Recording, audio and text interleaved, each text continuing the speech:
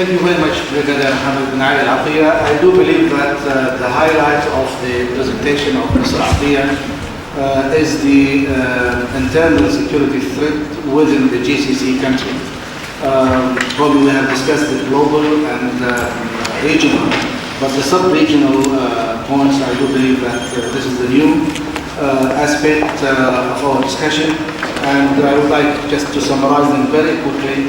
It looks that Brigadier Atiyah have referred to the territorial dispute within the GCC countries, and this is very obvious. We have discussed this earlier in our session. And the second one, the point which has been raised by His Excellency Abdurrahman Al-Thani yesterday, it looks that our friend Qatar criticizing the bilateral agreement, security agreement between the Gulf states and the big powers, and probably they would like to have a joint agreement. This is my reading, by the way. And the third point is the expatriate force, workforce, and has been raised earlier. So to me, this is an internal problem, and I do believe the focus here is very new, coming from Brigadier Al-Atiyah being a military man and looking to those issues very seriously. The door now open for discussion. Yes, please.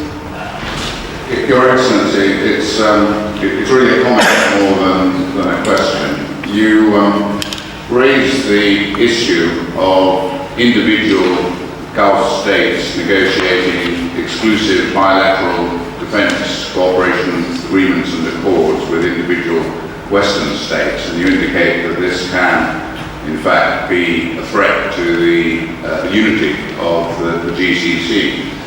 It just seems to me, as a comment, that the complexity of negotiating these bilateral agreements containing joint training, joint manoeuvres, with the objective, of course, of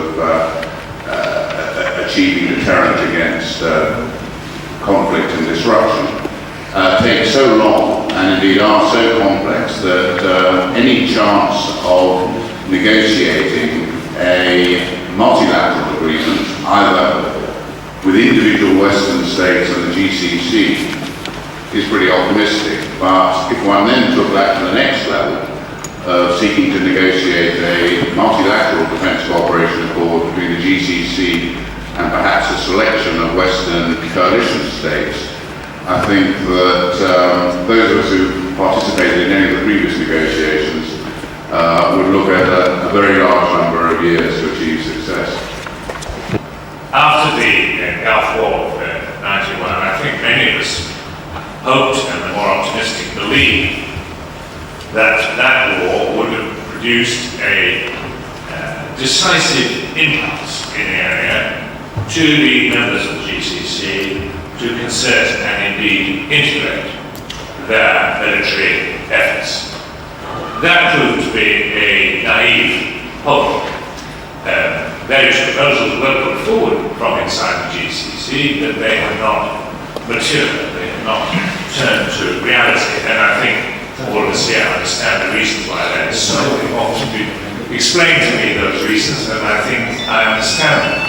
But I would like to ask whether these ideas, whether this hope of integrated or at least closely coordinated defence is still alive, is still making progress, albeit slow.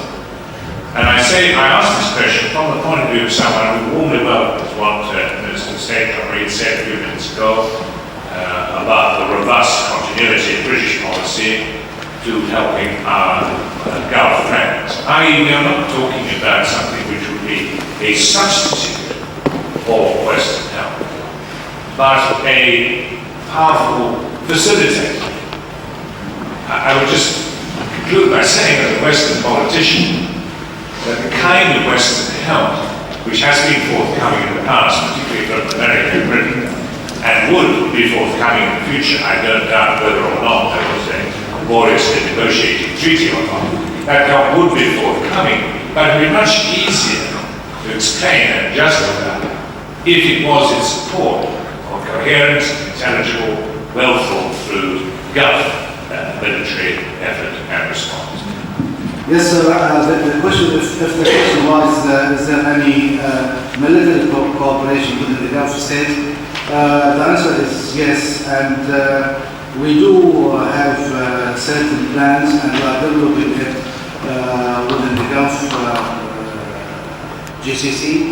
The military personnel meet on a regular basis, and we have done that successfully in 1991 during the Gulf War. So during the crisis, we can cooperate fully. And I hope that my idea of developing this cooperation within the Gulf states and within the Western friends as well will be materialized in the future. I just think that we owe to each other as friends to sit down and discuss this in a more multilateral level. We have failed in the Gulf, frankly, to sit down at a multilateral level. I mean, we have failed to finish up the business with the Arabian regime. We failed to approve what His Majesty Sultan of Oman have come up with, 100,000 force of deterrence. All these issues have to be discussed, but we need encouragement also from our Western allies and friends. And I'm not saying that we should shove it down our throat, but we should say we should open up the phone. And these meetings, such as the one that we're having here, are very good eye-openers to us.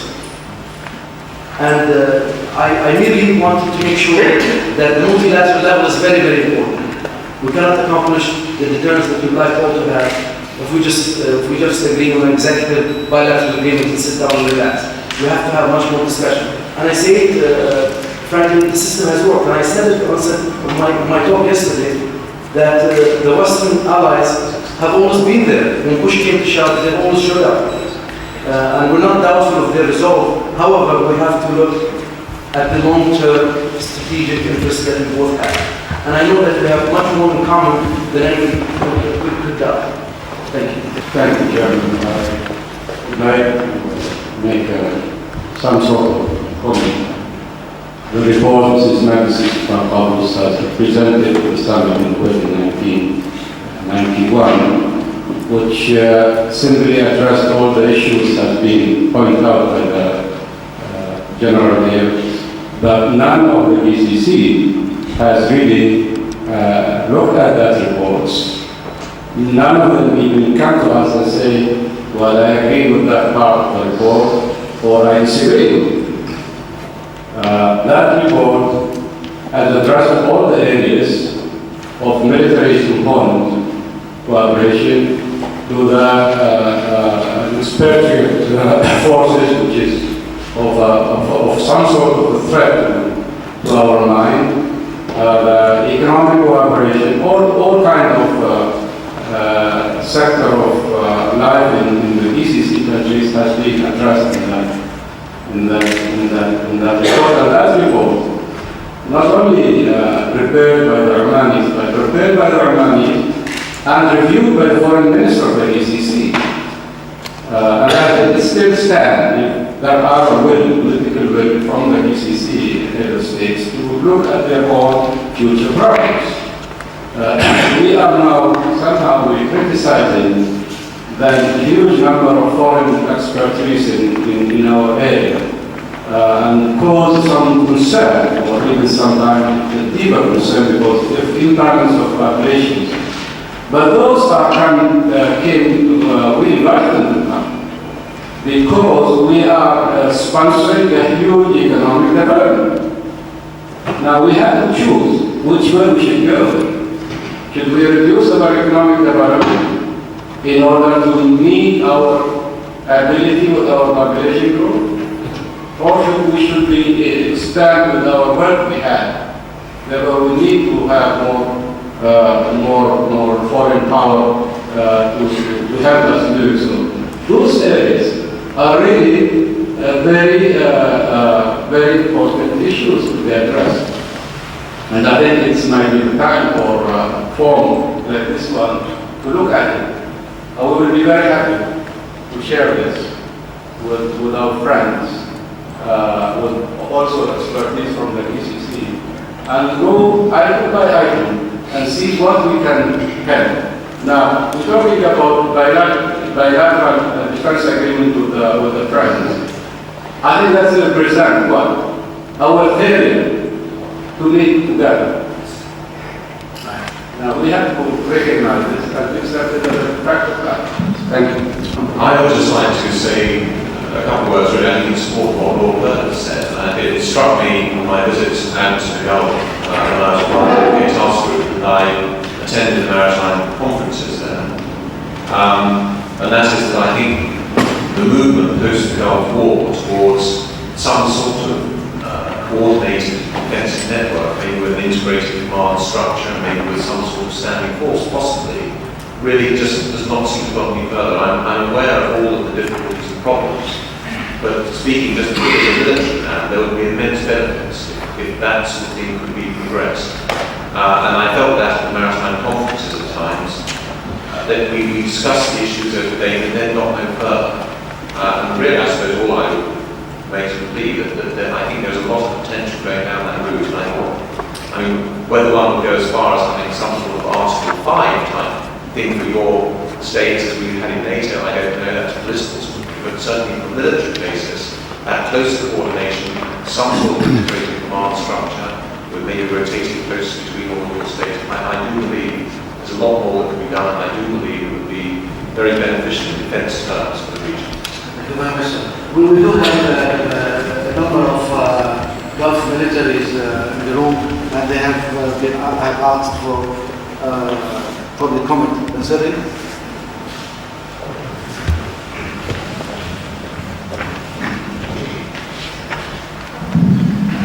Thank you, Mr. Chairman. I would like to address this small talk to my European friends more than Gulf friends, because it looks like our exercises and our cooperation become very clear to me. Since the 1980s, we have been developing desert Jazeera as a shield, and since then, for example, we have been conducting air, land, and sea exercises. I myself was involved, Kim was involved, Abdullah was involved. All these exercises have been tying us together, and we very important lessons we learned. So much so, in Desert Falcon 2 and Desert Falcon 3, we exercised up to 40 and 60 fighter airplanes, and the one command and control and one frequencies. More recently, our political and military leaders have signed cooperation bill, which is the integration command and control of all the Gulf states together, and that's what we see the way to go ahead in the future. I think it is done, to be frank, it's not a secret that we do have some frustrations in the military cooperation in the GCC. There are things that we hope to move better. But I think one of the things that have caused problems into this military cooperation is the Gulf War itself and the aftermath of the Gulf War. I think one of the things that has happened is every military force in the region has become busier and busier exercising with the United States, exercising with France, exercising with other forces. And actually doing that was put in a position that didn't allow much time and much chance to actually do much integration within our own forces. Before the Gulf War, we had yearly exercises, fighter exercises, helicopter exercises, we had army exercises every 2 years. Of course, that it's coming now back to that sequence. But after the Gulf War, I think it was shaken a bit. And I say this because I think the European powers also have some responsibility in looking into this and actually standing back and saying how much exercises they can push onto the Gulf forces. We must understand that you're talking about small forces in the GCC, and you can over-exercise them very, very easily, and you can overpower them very, very, very easily.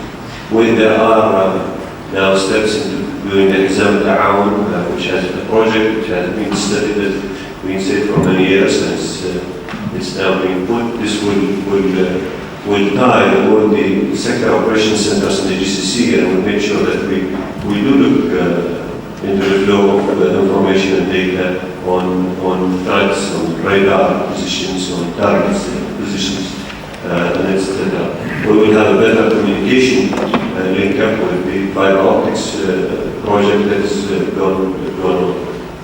But I will be the first to admit that there are degrees of seriousness, there are degrees of frustrations between our forces and how other people look at it. But I just want to say that I think Western powers can have a great deal. I'm sorry to take again. I think in the military sense, we don't have a problem with our military arrangement of military institutions. The problem here is the political will. That is the problem. That's really the problem. And problems from the military expertise, the BCC expertise, are not in a position to advise the political leaders on what is the best way to defend our regions. I think when we have looked at after the Kuwait invasions, the invasion was basically based on defeat of the political will in Kuwait. The Kuwait army was simply is not there in the days of the first hours of the invasions.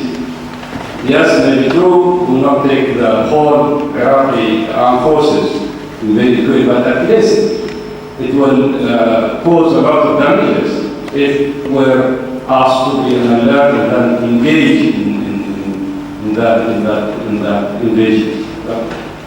The political will was not there. And I think this has been discussed and studied very thoroughly, very deep. Now, we still at the same state. We exercise, as General says, or the military says, from time to time. But none of our air force were able to participate in the patrolling northern Iraq or southern Iraq security zone. Now we are all in agreement that Iraq remains a great threat. And we also had this, that no exercise was taken how to handle the Iraq as a threat. We do it for our communities. The military has equipment, has an aircraft, has the tanks, has the soldiers, they have to exercise it. But still, at any given crisis, we see the American and the British come to lead those crises, but not the BCC military capability. I think we have turned this session this morning into a political and military affairs. Very pleased to hear the Minister of Foreign Affairs of my brother Yusuf Al-Alawi of Sultanate of Oman saying what he said about the political advice.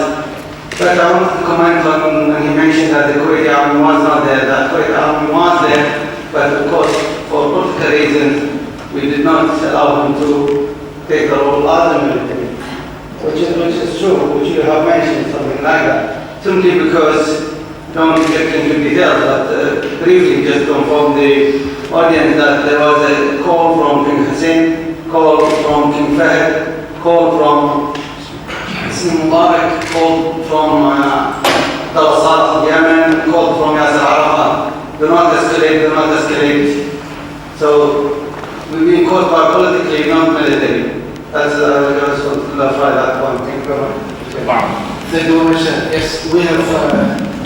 I want to congratulate HAAMAD for raising what I think is an extremely important point.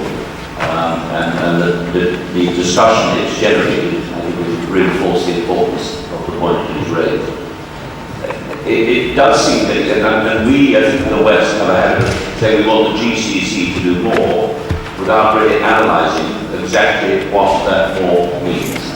And Vice Marshal Mohammed has put his finger on some of the points. I think we've confused the military aspects of what we should try and achieve in improving coordination.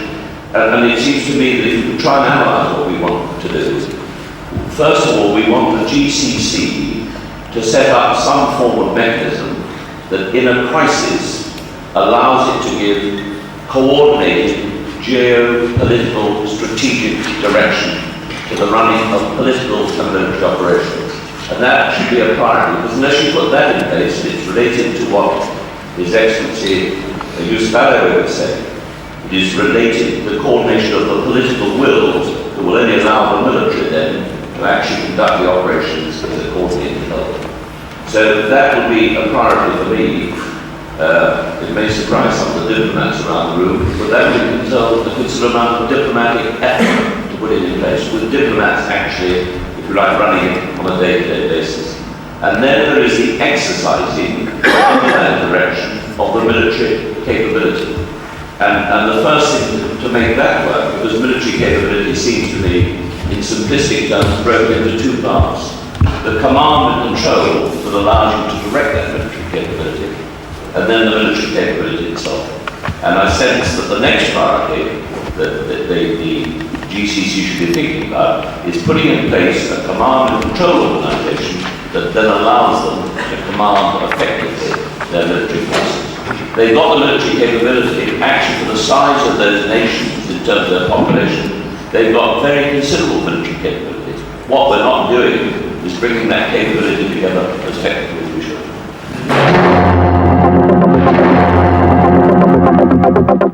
The next presentation has two.